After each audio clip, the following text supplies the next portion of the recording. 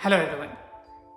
Today I am going to discuss about the company secretary executive program and professional program. As we all know, अभी last 25 को result आया है and जिस तरीके से executive का पासिंग परसेंटेज कम है और प्रोफेशनल का अच्छा है, काफ़ी अच्छा है। इसमें बहुत सारे फ्रेंड का बहुत सारे लोग जो मेंबर बने हैं, कुछ एग्जीक्यूटिव से प्रोफेशनल प्रोग्राम आए, उन लोगों को कंग्रेचुलेशन। जिनका नहीं हुआ अनफॉर्चुनेटली इट्स ओके। ये एक जर्नी है, अप्स एंड डाउन्स आता ही रहता है, but we have to do. ऐसा लगता है मुझे कि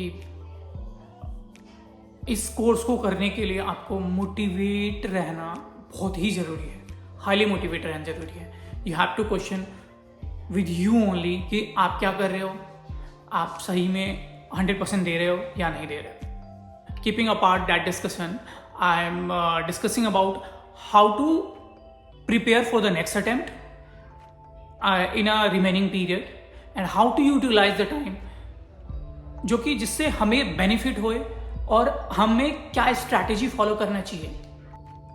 as I have passed the company secretary professional examination last year, and currently I am working as a assistant company secretary from last 7 to 8 months.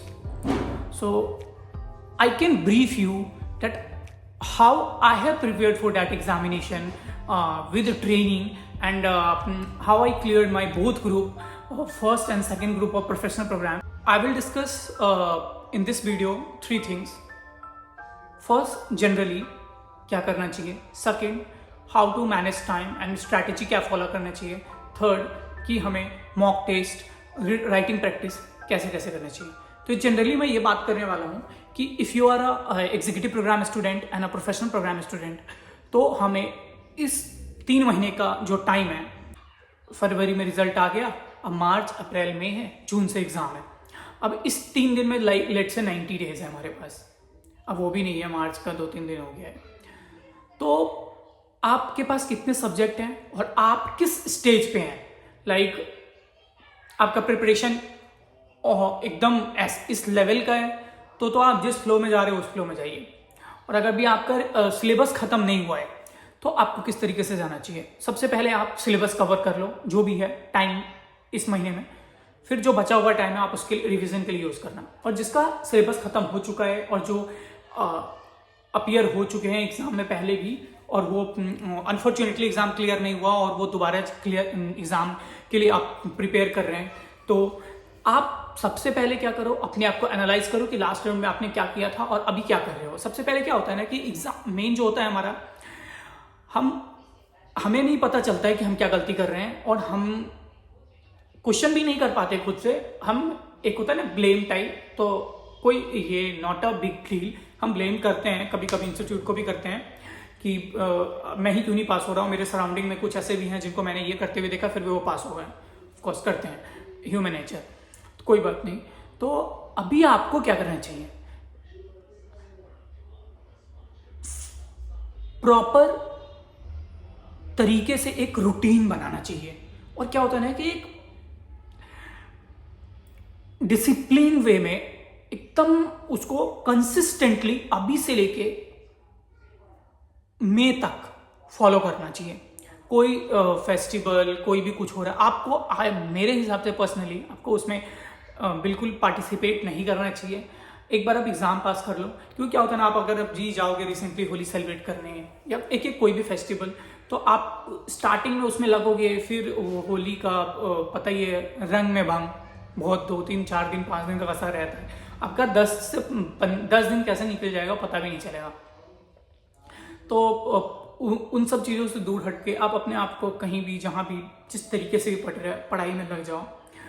और उसके बाद मैं बात करने वाला हूँ कि स्ट्रैटेजी क्या होगा। सीधा क्या होता है ना कि देखो, एक प्रॉपर टाइम बनाओ, सुबह इतने बजे उठना है, वहाँ से उस टाइम के बीच में मुझे ये सब्जेक्ट पढ़ना है, फिर दूसरा सब्जेक्ट पढ़ना है, फिर मुझे ब्रेक लेना है, फिर तीसरा सब्जेक्ट पढ़ना है, फिर एक दिन में 3 सब्जेक्ट पढ़ना है, फिर अगले दिन मुझे जो 2 सब्जेक्ट पढ़ लिया, जो रह गया उसको लेना है। तो इस तरीके से आप बनाइए। या फिर आपको एक सब्जेक्ट पूरा खत्म करना है, लाइक 10 दिन में मैं ये सब्जेक्ट पूरा खत्म कर लूंगा, फिर 10 दिन में मैं नेक्स्ट सब्जेक्ट खत्म कर लूंगा, फिर 10 दिन में मैं नेक्स्ट सब्जेक्ट खत्म कर लूंगा। तो एक रिवीजन हो गया, फिर मैं उठाऊंगा, फिर मैं उसको एक बार में, फिर 10 दिन में एक सब्जेक्ट खत्म करूंगा, फिर 10 दिन में एक सब्जेक्ट खत्म करूंगा, 2 रिवीजन हो गया। अब बचा लास्ट मंथ। अब लास्ट मंथ में 5 दिन में एक सब्जेक्ट खत्म करूंगा, 5 दिन में एक सब्जेक्ट, 5 दिन में 15, फिर बचा 15। तो उस हिसाब से क्या होता है, बीच में आपको एक अपने हिसाब से टाइम फ्रेम डिसाइड करना, और उस टाइम में आप एक दिन में 2 सब्जेक्ट ले लो, 2 सब्जेक्ट टारगेट करो, एक दिन में 2 करके कंप्लीट करो। मैं बात करता हूँ एक मॉक टेस्ट का। मेरे से पूछोगे मैंने लिया था, हाँ मैंने लिया था। मैं मॉक टेस्ट प्रॉपरली प्रैक्टिस किया था, और मैं मॉक टेस्ट के लिए अपीयर भी हुआ था। स्टार्टिंग मेरे 50 में 10 नंबर 15 नंबर भी आए, बाद में मैं 40 भी स्कोर किया था मॉक टेस्ट में।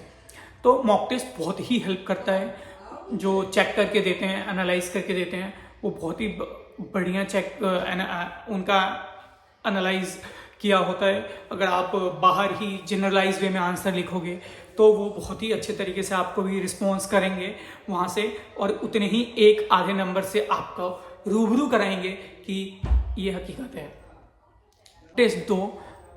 मॉक टेस्ट दोगे, आपको रियल पिक्चर समझ में आएगा कि आप क्वेश्चन देखने के बाद आप लिखते हम क्या है, हमें जो दिमाग में आता है हम लिखते हैं, बट टू द ICSI का जो हमारा एक मॉड्यूल है उस हिसाब से हम नहीं लिख पाते हैं।